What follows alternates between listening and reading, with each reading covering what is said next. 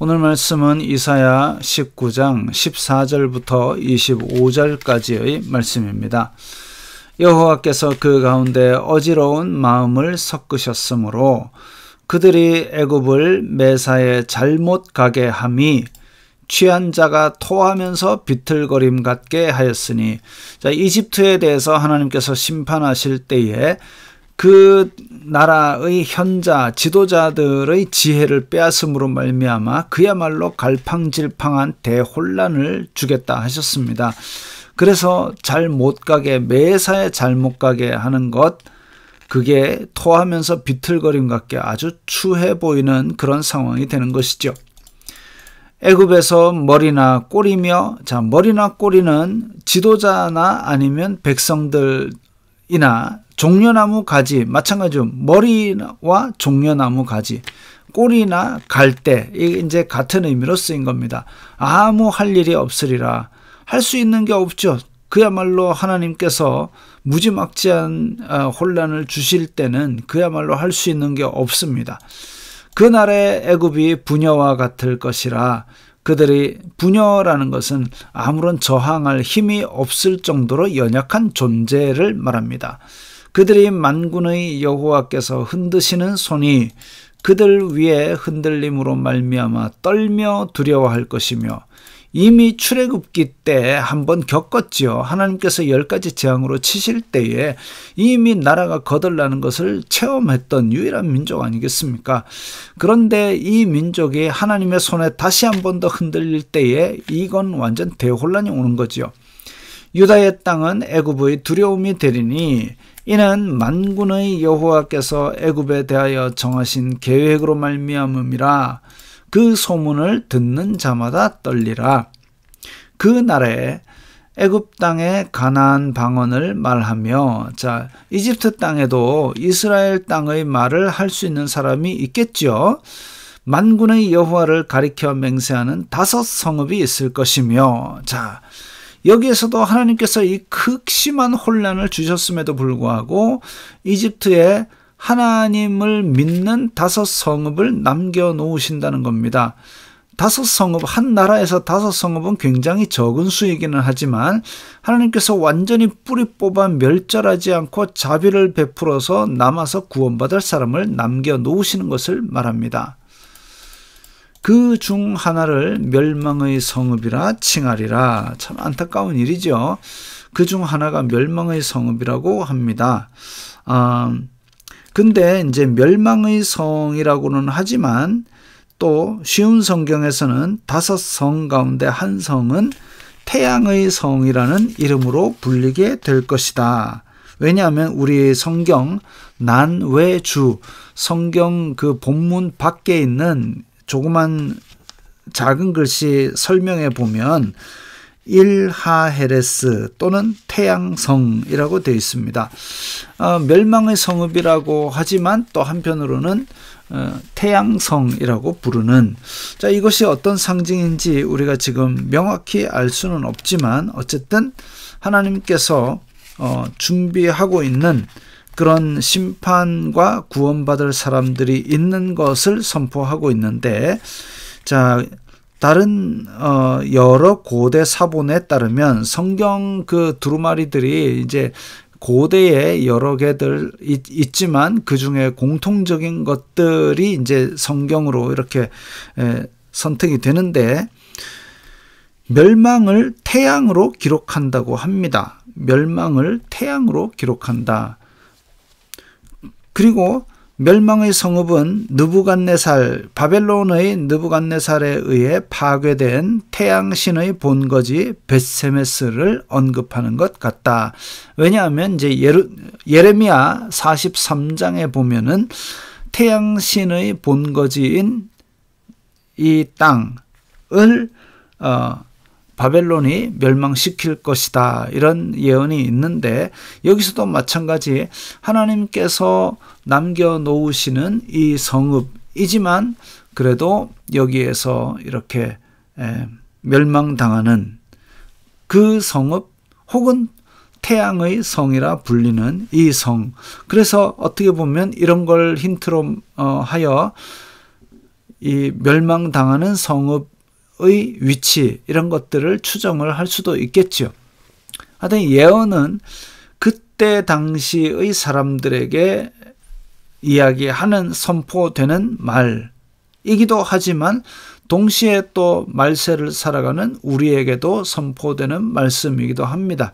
그래서 그 중복되는 의미 가운데 그 시대 당시에 해당하는 그런 의미 또 우리가 알면 좋겠지만 지금 이렇게 오랜 세월이 지나 수천 년이 지나서 그것을 정확하게 다 이해하기라는 어렵겠죠. 다만 우리는 이것을 읽으면서 오늘날 우리에게 시사받을 수 있는 그런 하나님의 말씀, 그것이라면 우리가 바로 새겨 들어야 할 것입니다. 그날의 애굽 땅 중앙에는 여호와를 위하여 제단이 있겠고, 자, 그날 이러면 이제 하나님께서 심판하셔가지고 온 나라가 혼란에 빠지고 5 성읍 정도로 아주 소수만 살아남게 되었을 때는 여호와를 위하여 제단이 있겠다 그랬습니다. 이집트의 수많은 우상에도 불구하고 이제 하나님을 섬기게 되는 일이 있는 거지요.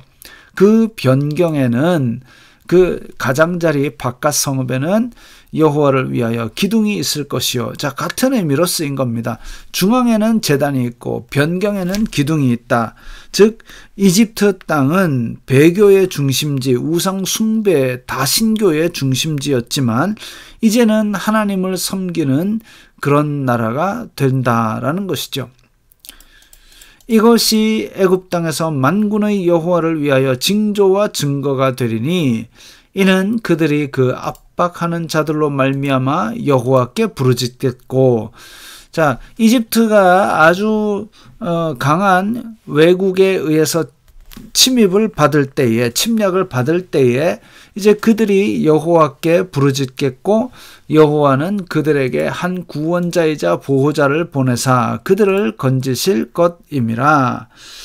하나님께서 그렇게 구원을 베푸시는데, 자, 실제로 이집트에 그 굉장한 도서관이 있었고 또 예수님 믿는 문화가 한번 크게 전파된 적이 있습니다. 그리고 거기에서도 또